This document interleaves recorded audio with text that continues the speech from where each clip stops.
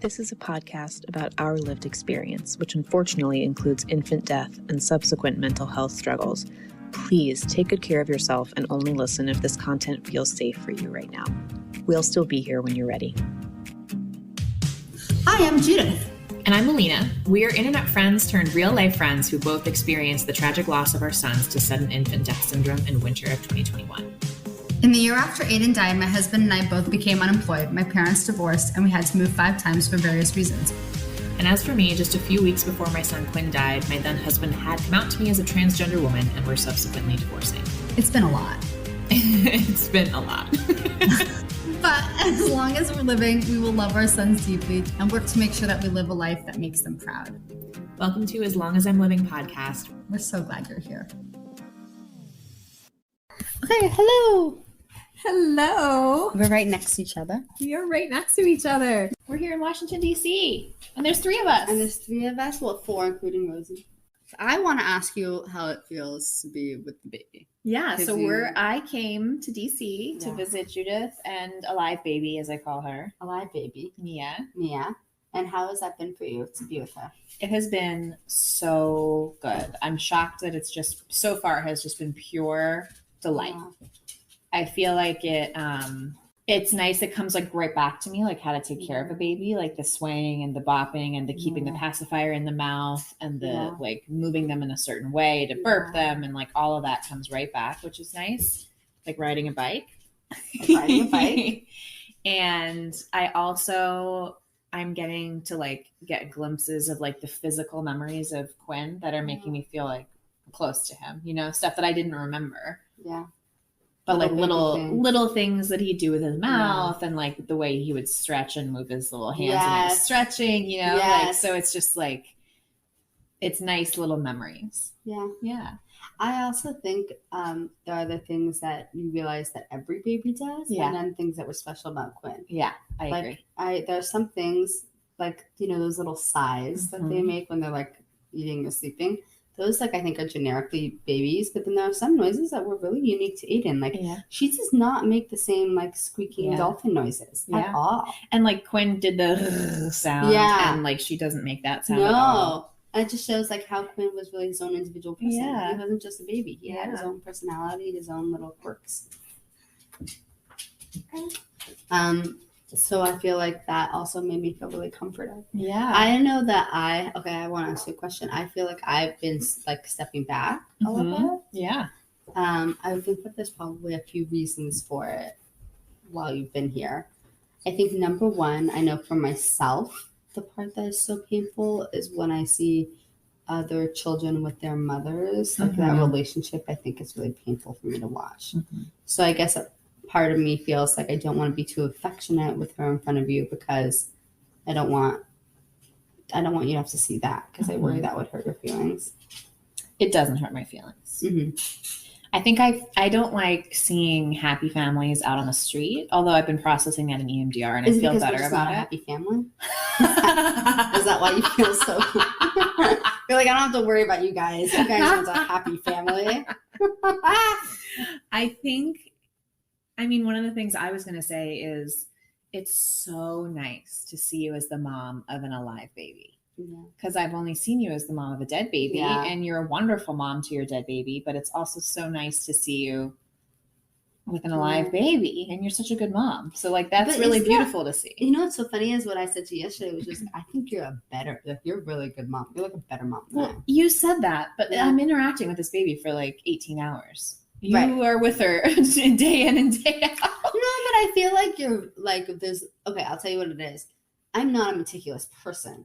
You're a meticulous person to some things. And so I can see that you like want to make sure the buttons are all buttoned correctly. You know, like I bet you if there was those stupid onesies with the snaps, you would make sure the snaps line up with one another. I didn't get any onesies with snaps because I was like, I ain't doing that crap. Because I just like, I don't even button all of them. I mean, I wouldn't either if I had the button ones, but I was meticulous enough to not order any of the ones with the buttons. I'm like, whatever, we'll do this. Yeah, I feel like you're much more meticulous about certain things. That to me, it's like, well, it's also funny. I should be better about that. I got to work on that. We were actually talking yesterday, you and me, and we were talking about how like this baby doesn't have a schedule really. Yeah. And how Aiden had a little bit more of a schedule. 100%. Quinn had the scheduliest of schedule. Yeah. And both of us are just like, I don't know. It just feels like, why? Like, why did I do that? And like, I do think Quinn like really did well with the schedule. It wasn't a schedule so much as just a like really kind of strict routine about like sleep and wake and when he would eat and all of that. It wasn't like the same time of day, but you know, depending on when he woke up and everything. Yeah. It was pretty strict. And he definitely was a happy, healthy, thriving baby who slept incredibly well at night until he died in his sleep, obviously. Right. He slept a little too well. He's still sleeping. Aiden was not a good sleeper. So if your baby's sleeping, don't think your baby's going to die. Yes. But I just think back and I'm like, why? Yeah. Like I've been holding Mia for all her naps. And like, I can genuinely tell you, like, I never held Quinn to sleep. Yeah. I would sometimes get him to sleep holding him, but it was always kind of like in my mind, like a rush to get him out of my arms into the crib, both for my own sanity and also because I didn't want him to get used to sleeping in my arms, because I was like thinking, oh, I don't want to have to train him out of it. And then of course, like he died. It's like, what was the point? I think, yes, like I said, like we said yesterday, like I could not care less about the schedule. Like I tried for one day to like, and it's not just that I don't care. It's like, it doesn't matter. And I just feel like, I don't know. I'm in a different place than I was. Yes. You know what I think it is? I think I was like, oh, I got to get everything ready for when I go back to the workplace. Like I have to like set her up for like no one being home. And like, I have to set her up for our whole future. And I feel like now I'm with Aiden. And now I'm like, I don't know what's going to be tomorrow. So let's just like enjoy today. Yeah. You know, I'm like less obsessed with like, we got to get her on it for her future. Like her future will be fine if she doesn't eat every 4 hours. Right. Like we're just hoping she has a future. Like we don't, if the future is that she has a hard time falling asleep at night, like she'll be alive. Oh my God, 100%. Yeah. I just like care less. Yeah. So I would say that's definitely something that you and I have spoken about a lot. Yeah. Okay, another thing that I think maybe we should talk about is her size. Yes. So Quinn was a skinny little pup. Yeah. He was long and skinny. And so this baby, she is about the weight that Quinn was when he died. She's a little lighter, but she feels about the same. How does it feel? She feels about the same. And it's funny because like, so Quinn was just about 4 months when he died, and she's 2.5 months. And that's a big difference developmentally. Yes. And I keep like holding her in a certain way, thinking she's a 4-month-old baby. Like my body like just goes to hold her in the way that I would hold a 4-month-old. Yes. And then I'm like, oh, she can't be held that way. Like she's a little baby. She's a little itty bitty baby with chunky thighs. Chunky, big chunky cheeks. She's asleep right now. I'm bouncing her to sleep. That's the thing. And like you said, no one's putting her down. No. You're just gonna hold her. She's a spoiled little baby. She's like very spoiled. Oh my God, she's so spoiled. I think also we talked about how we really want to hold her when she's sleeping to make sure she's breathing. Well, that too. Like I keep finding myself like, especially when I was wearing her in the carrier and it was outside, so it was loud, I was like constantly putting my hand on her back to make sure she's breathing. If I couldn't feel it through the carrier, I was like putting my finger under her nose, and like we're constantly assuming that they're dead. Yeah. I said to your mom this morning, I was up early this morning with the baby and with Judith's mom, not to get up with the baby. I just happened to be awake. Baby.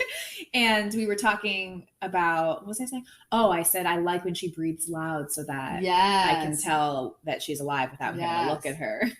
Isn't that crazy that we're so but I wonder if other mothers are like that too, like moms who are just afraid of it, you know, like we just know better. I think when Aiden was alive, I also checked for him breathing. See, I don't remember checking for Quinn breathing. You never checked. I mean, I'm sure I did certainly occasionally, but that was not. And I was aware of SIDS, knew it was a possibility. You were and low SIDS risk. We were, I remember Judith is referencing like when Quinn was alive, I remember distinctly saying to my mom that we are a low risk SIDS household. And like, that's one of those things that's just like, I'm like, ooh, yeah. Yeah. And we were a low risk SIDS household. Are a low risk. Yeah, we were and are. So what was I saying? But yeah, that's right. So I remember like I had some anxiety about it. Like it certainly was on my mind, but and like we made parenting decisions based on avoiding the risk, but I don't remember like being fixated on whether or not he was breathing. Like that was not a thing that I was really preoccupied with. But that was, you were worried about Aiden, you were checking? For sure. Yeah, I checked him all the time. I checked him all the time. If I didn't hear him like squeaking in the middle of the night, I would run over there. He squeaked a lot more than she did. She's a pretty quiet sleeper. Aiden would make noises all the time, like yeah, Quinn was so noisy. Yeah, he made all these loud noises, and since he made all those loud noises, I just always knew he was alive. Right. But then when he would be quiet, I was like, oh fuck, and I would run to go check and see if he was alive, and he always was until he wasn't. He wasn't. But you know what else, Alina, we should talk about? So today she is 2 months and 13 days. 13 days. No, 14 days. Right. 14 days. And I've been thinking to myself, well, this was her last week. Would I do it any differently? Mm-hmm. It like comes up in my mind a lot. Like I haven't been spending a lot of time with her because you've been spending a lot of time with her. And you've been holding her. Yeah. And so like a little piece of me is like, oh, but if she dies, then what? I'm gonna be sad that I didn't get like this last week. Yeah, you want all the snuggles, all the moments. But I have to just tell myself, but if she lives, then I won't even remember this week. Right. And she will, by all measures and statistics, she will be just fine. I've been told. Yeah, that's what they say. It's actually like interesting, like leading up to this last week, I definitely know that I'm like kind of an anxious mess. I'm like a little bit on edge, but I'm also like a little excited, almost like you know when you're in finals in college and you know that like the end is near almost, and it's like you're like, oh my god, I have this huge week ahead of finals, but then I'm on vacation. Yes. And then it's gonna be like the best because I'm on vacation. That's how I feel. It's like on one hand I'm like dreading this week. Yes. On the other hand, I'm like, oh, but if I make it, that will be amazing. Yeah. So that's kind of where I am, like a little bit giddy because I'm like happy to not have this staring at me in the face. Yes. But also dreading it. Yes, that makes sense. I can tell you're definitely a little bit more on edge. Yes. You're more anxious about a lot of different things. I'm anxious about stupid different things. Yeah, so what else do you have going on? I don't know. It's been a difficult time. Yeah. So we released the episode with the sad dads for Father's Day. And that one, you guys have loved that episode. We've been getting such good feedback on that episode. And wow, do we love the sad dads. We love the sad dads. But one of the things that each of them actually talked about was that their wives kind of fell apart in the early days and that they held it together in the beginning and then kind of fell apart later. Yeah. And I think that's really hitting home for you right now. Because I think we're about 18 months in. Yeah. And ever since Mia was born, or like the week before my daughter was born, my husband, I think, has been spiraling to where we were in a hole. Yeah. You know, he's in a hole. And I think it's totally normal. It makes a lot of sense. I understand it completely. But it is really hard. Yeah. And it's hard to watch. It's hard to watch the person you love the most suffer, which is ironically exactly what he said in his episode. Yes. Which I will link in the description. Yeah. We did an interview with Judith's husband. He said the same thing. He said it's really hard to watch the person you love suffer so much. I definitely feel that. I'm also a fixer. And it's really hard to feel like I can't fix this problem at all. Yeah. And it's just exhausting because I feel like I just went through this myself. I'm finally in a better place. And I turn around and like, I have to go back in the hole. You know, I have to spend time there watching him, visiting him, tending to his needs. And also when you were in the hole, he hadn't gotten in there yet. So he didn't understand. Right. And now he's in the hole and you've already gotten out. And you're like, this is what you got to do. You got to go to therapy. You got to do this. You got to do that. Yes. And so you have this perspective that he didn't have when he was supporting you in the hole. But it doesn't change anything. It's a blessing and a curse. Yeah, it doesn't actually change anything. Because what I'm learning is that the person who's in the hole has to realize on their own that they're in a hole. We said this yesterday about a glass box. Like when you're in the hole, you feel like there's so many things you can't do. You're living in the like most tight, restricted glass box. But from the outside people like they can see like, oh, it's just a glass box. You can see right through. When you're in it, you just feel so trapped. Yeah. And it's hard to be on the outside and watch the person that you love be trapped by all this like grief and anxiety and whatever. Because on the outside, I can clearly see the pathway to healing, but it takes time for someone to find that on their own. Right. And to find their own path. I was going to say, and it might be a different path. I went to acupuncture every week. He is not going to go to acupuncture every week. It's not his way. But it's definitely exhausting. And you have a new baby. And we have a new baby. So the needs, like, okay, so this is another thing. Like, when I was in the hole, we had no responsibilities. Yeah.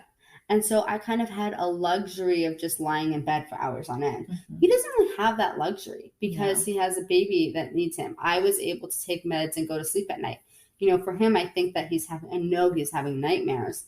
And it's like you'll have a nightmare and you won't be sleeping, and then you'll finally fall asleep again, and then the baby will wake up.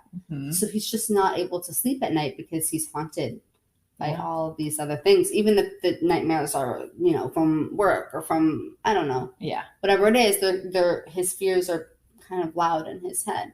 So I'm tired. Yeah. And I'm tired of dealing with this. I'm tired of grieving. I'm tired of my house being a sad house. Yeah. It's exhausting. I think that was more than I planned on saying, which is fine. I think it's okay. But I think a lot of married couples, the reason why I think so many of them struggle after a loss is because we each grieve so differently and so similarly at the same time. Right. And I just imagine with children, if I had other children who may be older than Aiden, it's like you have to wait for your partner to get through the hole. Right. And then you have to watch your children. Yeah. It's like you never get a break. No wonder it takes 5 years to heal. Yeah. We had the luxury of being kind of free agents. Yes. And we were doing our heavy grieving. Which, by the way, it feels weird to say when we were doing our heavy grieving as though we're done. But I do feel like we're out of the deep woods. Do you agree? I think we're out of the deep woods. That's actually another thing I wanted to talk about for the podcast is that we started this podcast with the goal of kind of documenting from the bottom. Yeah. And wanting it to be really raw and real. And I have been feeling guilty recently because I've been so happy. It's the most beautiful thing I've ever heard. I feel like, what am I even, I mean, obviously I still have bad hours. I have bad days. But I just, like, what do I talk about? Is there something you want to add to that? No. Oh. I'm just saying, like, to our listeners, like, I wanted to be, like, a hot mess all the time and give them a hot mess all the time. But I didn't mean to be, like, a hopeful thing. And obviously I'm a disaster half the time anyway, so this is probably a moot point. But right now I feel really good. And I'm like, what is my story? I'm boring. You're not boring. Yes, I am. You're not boring. What do I have going on? You have all sorts of things coming on. Do I? Well, I feel like you're an interesting person. I just mean like for an infant loss podcast. Oh, because you're saying you're over. Whoa. I'm not saying that. What are you saying? I guess I'm saying it doesn't weigh as heavily.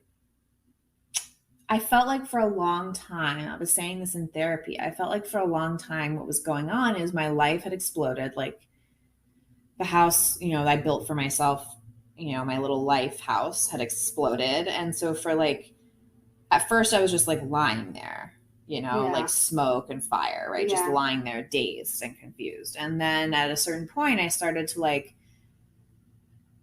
clear the lot, you know, like I started to like do the rest of the demo and like clear everything out. And I was like sifting through like a life and I was like clearing off the lot and like shards of glass were like cutting my hands and like I was, you know, inhaling all this dust and it was a total disaster. And now I'm just looking at like an empty lot and I feel like I have a foundation of therapy and time. And now I'm just like, what do I do now? Now you have to rebuild. Now I just have to live a life. You have to rebuild a new life. And Quinn's not there. I think, this is what I said. I think that there will be times like this right now where we're like, oh, we did it. Yeah. I feel good. And then I'm telling you. Yeah, it'll always come back. Like I'm not delusional. Something comes back and you turn around. But I think what you're trying to say is you don't feel as acutely distressed. I actually don't have any guilt about this, like in real life. Like I feel really good and it feels okay. And I'm okay with the amount of bad days and bad hours I have. That's all fine. But I think for the podcast, like I feel guilty. Like I don't want people to think I'm like I guess that's what it is. Like I think I feel like I sound healed and all better. And I know I'm not, but I don't know. I want people to see me as someone who's also still in the thick of it. And You're not. but I'm not. Isn't that a wonderful blessing and a curse? Yeah. But I'll say this. I think that people are also on this journey with us, and maybe they're feeling a little better too. I hope you guys are feeling a little bit better. Maybe you guys are feeling a little bit better, and you want someone to say to you, I feel a little bit better, and I'm still grieving.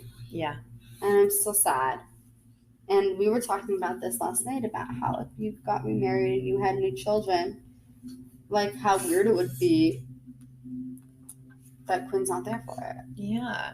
And your next children won't look like him. Yeah. They're not going to have all the same genes. They're not going to have all the same genes. You have all the same genes as your brother Aiden, but you don't look anything like him. Yeah, you're your own baby. Good morning.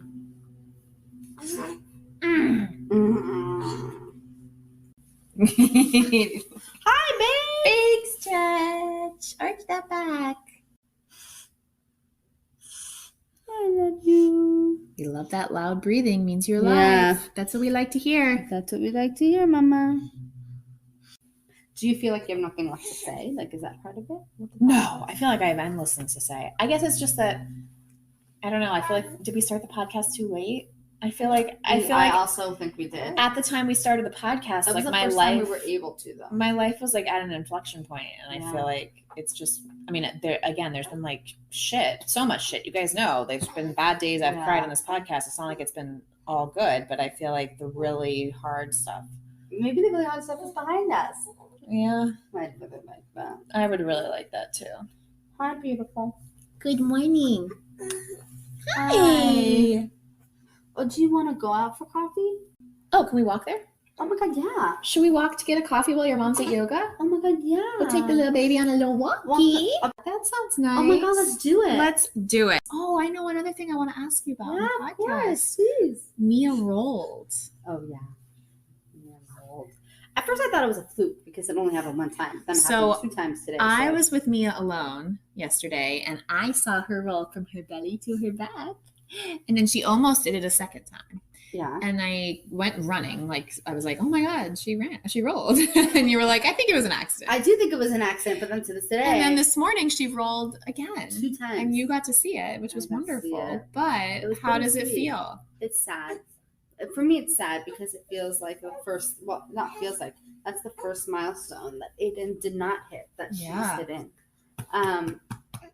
Baby, what's wrong? So yeah, our listeners, I don't know if we ever said this explicitly, but Judith's new alive baby is a week younger than Aiden was when he died. Yeah. A week younger. Oh my goodness. Oh my god. Do you have a pacifier? Yeah. She's a week younger than Aiden was when he was died. She's 2 months and 14 days, and he died at 2 months and 20 days.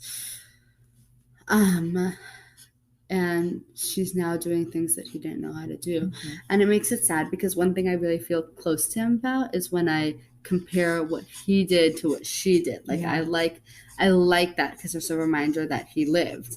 And I feel like it's sad for me that she's going to do, my mom keeps wanting her to laugh. And Aiden never laughed. Yeah. And I'm going to now find out all the things Yeah. that Aiden never got to do. Yeah. And we're going to enter this time where I did have Quinn and you didn't have Aiden. So you're going to have the things that I had with Quinn. And then at a certain point, she's going to outgrow Quinn too. And then you're going to be learning things that I didn't know because I didn't get them with Quinn. And then we're going to have to talk about how we talk about her with one another. Yeah. One of the reasons you came now is because you wanted to see her before she got bigger than Quinn. Yes. I wanted to meet her before she was, I didn't want to be around her when she was 4 months. I felt like that would be too hard. I agree. But you're perfect the way you are today. You're perfect the way you are today. I think she's hungry. She's Yeah. gonna want that last Okay. one. All right. We're gonna go on a walk. We're gonna to a coffee shop. What are we recording? recording. I have to talk to you about something. Okay, I'm ready. Okay, normally we have to just introduce ourselves. Okay, hi everyone, it's Judith. I have to talk to you about something I was just on a run. Yeah. And I actually think my brain works better when I'm moving. Have you heard that before? Yes, and also I will say, like, EMDR, like, that Right. bilateral stimulation of, like, taking steps left and right can probably also help. Okay, so I wanted to talk to you about something. You were doing things, taking care of mostly my responsibilities. Can we take a quick pause and just set the scene? We are sitting on the floor of Judith's new baby's nursery. We are. Judith literally walked in the door from a run, sweaty. So sweaty. You are still sitting here sweaty. I know, I'm so sweaty. You've been home for 45 seconds. Not even. You were like, we gotta record. Right now. And I want you to know that even though we normally sound like a shit show and we sound like a mess, we usually do have a strategy going into each time we record something. We know what we're going to talk about roughly. This is a surprise. This time is a surprise. Alina does not know what we're going to talk about. But I want to talk about something that I think is really important. But let me start with something else first. Okay, go ahead. I want to talk about feeling good. But pause. Don't think anything. Let your brain pause. Mm-hmm. If you are someone who recently had a loss and is not in a good spot and doesn't want to know about people who are in a good spot, start with a different episode. There's plenty we can recommend to you. But if you're someone who recently had a loss and want to know will we ever be okay again? Will I ever be happy again? Just stick with me for a minute. Because, Alina, yesterday you told me that you feel good. Yeah, I do. Really good. Yeah. And this morning when I was on my run, I thought to myself, I feel good. And I got some messages in our DMs of people who say, like, I feel normal now. Like, I almost feel normal. Now what?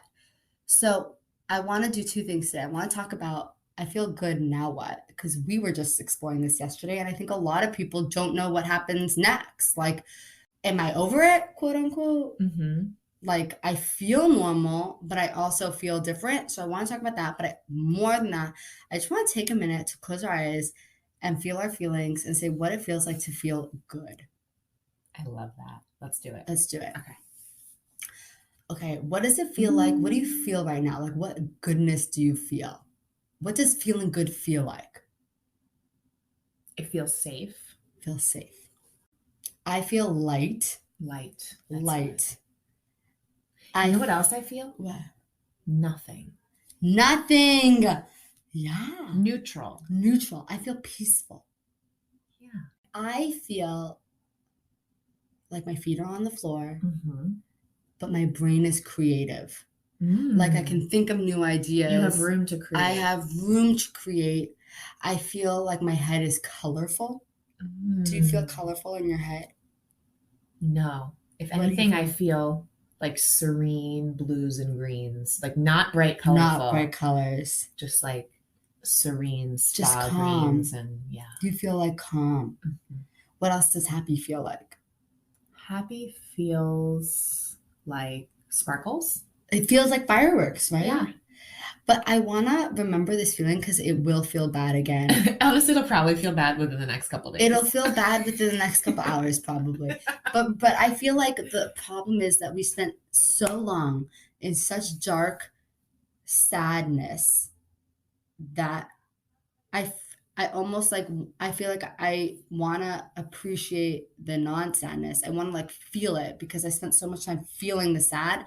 And I feel like I'm not giving myself enough credit to say, I feel neutral today. Like, neutral is good. Neutral's good at this point. Why do we have to feel guilty about feeling neutral? Or like, why do we have to feel like, is our story over because we feel neutral or we feel good? No, there are going to be days when you're intensely grieving and you feel good. Yeah. And then what? And what does that We'll mean? see. But maybe we could say it means nothing. Yeah. It just feels that you feel good. Like, well, I think there's like a lot of guilt, a lot of worry. There's like always a feeling like, oh my God, but I could go back down the hole tomorrow. Or did this never happen to me because I feel good? I think a lot of people who have stillbirths are like, okay, it happened so fast. Right. The baby was only in this world for so fast. So like, does that mean none of this happened? We feel that way sometimes about our children's lives. They were so short. Like, but I feel fine now and I felt fine before. So did it never happen? Mm-hmm. And what if we give ourselves permission to just say like, no, I just feel good today. Yeah. And that feels good. Why does every day have to be bad just because my son died? Yeah. Before he died, I never questioned my good failing days. I was just like, I'm having a good day. Yeah. And you know what? We're still alive. We're still alive. As long as I'm living. As long as I'm living, we're going to have good days. Yes. You know what? You said something yesterday that like on bad days and when it's really hard, you feel like there's like a scream in your throat that you need to get out. And I feel like there's just like a laugh or something. Like there's something else. Like on a good day, there's just like this giddiness. Like just like a giddiness or like a laugh in my throat that like wants to come out because I'm happy. Because you're happy. Yeah. I feel like we were worried yesterday. We were worried, like, are we done? Right? Yeah. Like that's what we were worried about. We're like, is this story over? I was worried, is the story not interesting anymore? Is the story not interesting anymore? And I say worried, I don't mean worried for my life. I mean worried for the podcast. Okay, sure. So what, so you're saying like, is our story not interesting anymore? And I feel like, okay, so what is your answer to that today? It's still interesting. This is still part of it. And also like we still have bad days. Like I think I'm fixated on this like idea that the bad days are the interesting ones. Yes. And I do think like people who search out our podcast like are probably having bad days more than not because they're like looking for support in the darkness. But that said, like I do also think there's room for like every person going through loss is going to laugh again and they're going to feel guilty. Yes. Every person going through loss, well, maybe not every person, some people don't really survive it, but yes. You know, like I do think that this is also a relatable part of the story too. That's it. It's that I want to be relatable to people. Yes. And I think the sadness can be very relatable to people, especially in early loss, and the happiness, maybe not so much, but you know what? Like, it's all part of it. And I think I would want to see happy people and happy people who are also sad and sad people who are also happy. I think that's what I would want to listen to. I think that's relatable. Okay. I also think that the people in our community, as long as the moving community, also have good days. Yes. They also are happy sometimes. Yeah. So we can say we're still relatable and because we're happy some days too. Yeah.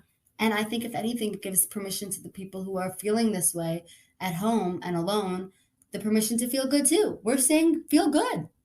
Feel good. If you feel good today, feel good. Enjoy it. Enjoy it. Tell us what it feels like. Do you feel giddy? Do you feel light? Do you feel like you want to go dance? Do you feel like you want to go swimming? Like, what do you like? Maybe part of feeling good is like the feeling of like doing something. I feel like I want to do something. Yeah. Yeah. It feels like energy. It feels like energy. I have energy. I have room. I have room to give to others. Okay. That's what I want to say. Do you have anything else you want to share? I don't have anything else I want to share. I love that. That's a good follow-up to yesterday's chat. Yeah. So what are we up to today? We are gonna try to figure out how to post better looking Instagram posts. We are because it's a bit of a hot mess right now.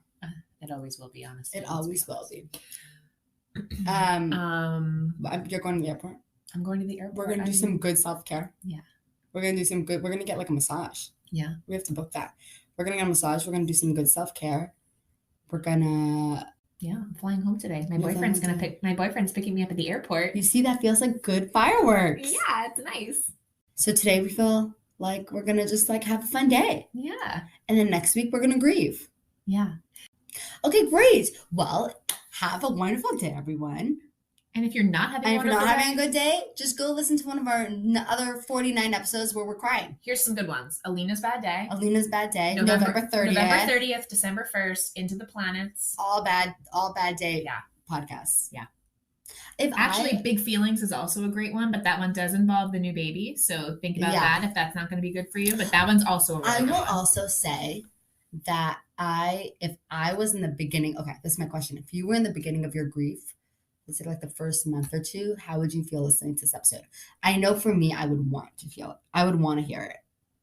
I don't think I would have wanted to hear it. You wouldn't have wanted to hear it. No. I think you and I were a little bit different in that you really wanted to see that you were going to be okay. Yeah. And for me, in the early days, I did get there eventually, but in the first like 3, 4, 5 months, I didn't want to see that I would be okay, because okay felt at that time like I was like forgetting about him or letting him go. And now I don't think that at all. So let's adjust that. Let's just say that even though we feel good today, we are very aware that we don't have alive children. 100%. Well, you do have an alive child. I do. I have an alive child and a dead child. And I will also say that I'm very sad that I don't have my son, and I miss him, and I wish he was here, and all those things, and I'm having a good day. Yes. Okay. Okay, great. Bye, everybody. Bye. To all of our wonderful new friends, we want to hear from you. Email us at aslongasimlivingpodcast@gmail.com and follow us on Instagram at aslongasimlivingpodcast. We'll get back to you as soon as our grieving brains allow.